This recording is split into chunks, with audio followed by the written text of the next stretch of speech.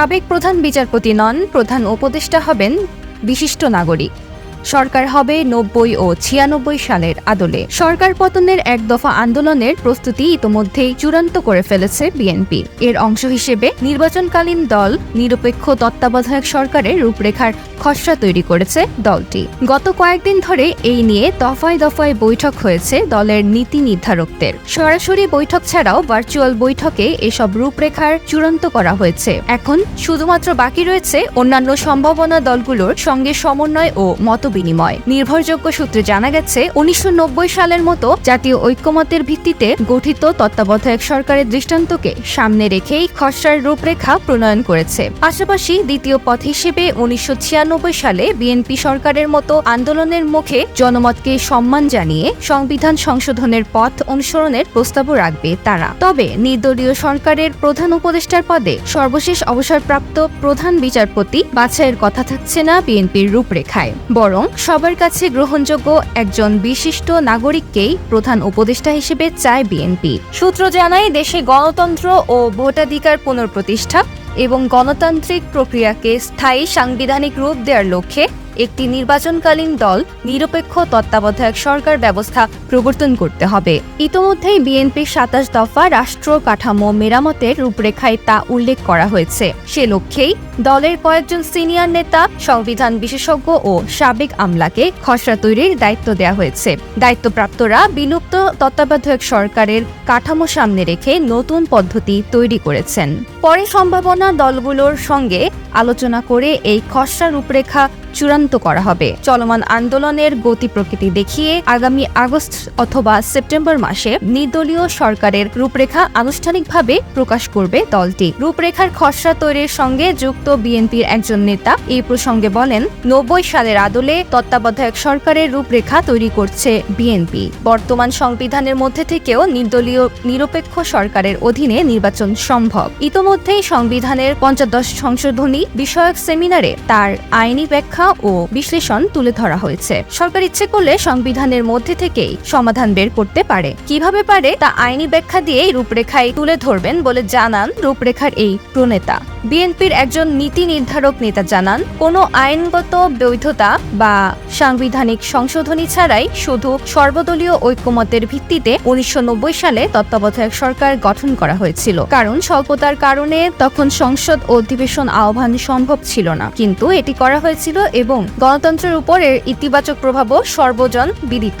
পরবর্তী সংসদ দ্বারা অনুমোদনের মাধ্যমে সেই পদক্ষেপের সাংবিধানিক বৈধতাও দেয়া হয়েছিল। বিচারপতি শাহাবুদ্দিন আহমেদের তত্ত্বাবধায়ক সরকারের মূল ভিত্তি ছিল সাধারণ মানুষের অক্ষুণ্ণ সমর্থনে জাতীয় ঐক্যমত। কাজেই এর বৈধতা নিয়ে কোনো প্রশ্ন ওঠেনি। তাই তত্ত্বাবধায়ক সরকারের গৃহীত সব পদক্ষেপই ১৯৯১ সালে নির্বাচিত পঞ্চম জাতীয় সংসদের মাধ্যমে অনুমোদিত হয়েছিল।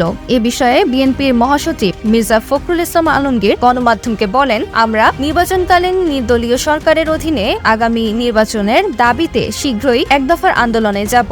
আশা করি জনগণের গণ আন্দোলনের মুখে সরকার অবাধ ও সুষ্ঠু ভোট অনুষ্ঠানের জন্য দাবি মেনে নিতে বাধ্য হবে। রূপরেখার বিষয়ে প্রশ্নের জবাবে তিনি বলেন, বিএনপির সরকারও ১৯৯৬ সালে জনমতকে সম্মান দেখিয়ে সংবিধান সংশোধন করে তত্ত্বাবধায়ক সরকার প্রতিষ্ঠা করেছিল। নির্দলীয় সরকারের অধীনে সব নির্বাচনই অবাধ ও সুষ্ঠু হয়েছে। দেশ ও বিদেশেও গ্রহণযোগ্যতা পেয়েছিল। এখন নির্বাচনকালীন নির্দলীয় সরকারের রূপরেখার খসড়া তৈরি করছি। রূপরেখা তৈরির সঙ্গে জড়িত দলটির ওপর একজন নেতা জানান, গণতান্ত্রিক শৃঙ্খলা, নির্বাচনী বিশ্বস্ততা এবং নিরপেক্ষ লেভেলে প্লেইং ফিল্ড ফিরিয়ে আনতে জাতীয় ঐক্যমতের ভিত্তিতে কি করা যেতে পারে সে সম্পর্কে প্রয়োজনে ডক্টরিন অফ নেসেসিটি অর্থাৎ প্রয়োজনে করণীয় নীতি প্রয়োগ করতে হবে। ১৯৯০ সালে তৎকালীন প্রধান বিচারপতিকে তত্ত্বাবধায়ক সরকারের প্রধান হিসেবে নিযুক্ত করার সময় যথার্থভাবে তেমন নীতি পরিপালিত হয়েছে। এটি নিঃসন্দেহে প্রয়োজনীয় এই মতবাদে বর্তমান প্রেক্ষাপটে প্রয়োগের সর্বোচ্চ উপযুক্ত সময়। বিএনপির দায়িত্বপ্রাপ্ত ওই নেতা জানান, ১৯৯০ সালে স্বৈরাচার এরশাদ সরকারের পতনের পর প্রকাশ্যে সব রাজনৈতিক দল তত্ত্বাবধায়ক সরকার ব্যবস্থার জন্য জাতীয় ঐক্যমতে পৌঁছেছিল।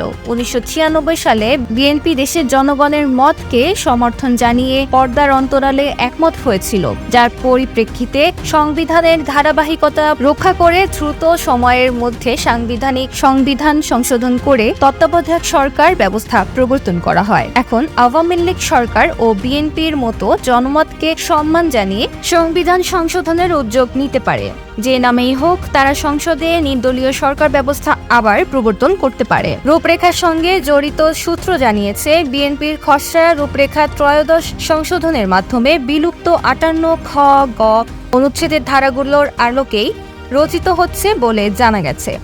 এসব অনুচ্ছেদেই নির্দলীয় সরকার সম্পর্কে নিজের মৌলিক বিষয়গুলো অন্তর্ভুক্ত ছিল। সংসদ বিলুপ্তির পর প্রধান উপদেষ্টা নেতৃত্বাধীন 11 সদস্য বিশিষ্ট নির্দলীয় তত্ত্বাবধায়ক সরকার গঠন করা। তত্ত্বাবধায়ক সরকার যৌথভাবে রাষ্ট্রপতির কাছে দায়বদ্ধ থাকবে। প্রধান উপদেষ্টা রাষ্ট্রপতি কর্তৃক নিয়োগ হবেন। অন্যদিকে প্রধান উপদেষ্টার পরামর্শক্রমে 10 জন উপদেষ্টা মনোনীত হবেন। প্রধান উপদেষ্টা, প্রধানমন্ত্রী এবং উপদেষ্টারা মন্ত্রীর অনুরূপ পদমর্যাদার অধিকারী হবেন। নির্দলীয় তত্ত্বাবধায়ক সরকার একটি অন্তর্বর্তীকালীন সরকার হিসেবে এর কার্যাবলী বিশেষত দৈনন্দিন প্রশাসনিক কার্য সম্পাদনে ব্যক্তিত্ব থাকবে এবং নিতান্ত প্রয়োজন না হলে নীতি নির্ধারণের কোনো সিদ্ধান্ত গ্রহণে বিরত থাকবে। তত্ত্বাবধায়ক সরকার নিরপেক্ষ, স্বচ্ছ ও শান্তিপূর্ণ সাধারণ নির্বাচন অনুষ্ঠানে নির্বাচন কমিশনকে সহায়তা করবে। নতুন প্রধানমন্ত্রীর দায়িত্ব গ্রহণের দিনই তত্ত্বাবধায়ক সরকার বিলুপ্ত ঘোষিত হবে। বিএনপির সূত্র জানায়, বিলুপ্ত তত্ত্বাবধায়ক সরকারের প্রধান উপদেষ্টা নিয়োগের বিষয়ে নতুন প্রস্তাবের কারণ জানিয়েছে দলটি মনে করে, সদ্য বিদায়ী প্রধান বিচারপতিকে তত্ত্বাবধায়ক সরকারের প্রধান উপদেষ্টা করলে আওয়ামী লীগ সমর্থিত ব্যক্তি হবেন। আওয়ামী লীগ আমলে নিয়োগকৃত প্রধান বিচারপতি দলটির প্রতি দুর্বলতা থাকাই স্বাভাবিক। তাই এবার নতুন ফর্মুলায় তারা প্রধান বিচারপতির বাইরে তারা সবার কাছে গ্রহণযোগ্য একজন অন্য পেশাজীবী সম্মানিত ব্যক্তিকে প্রধান উপদেষ্টা করার প্রস্তাব দেবে।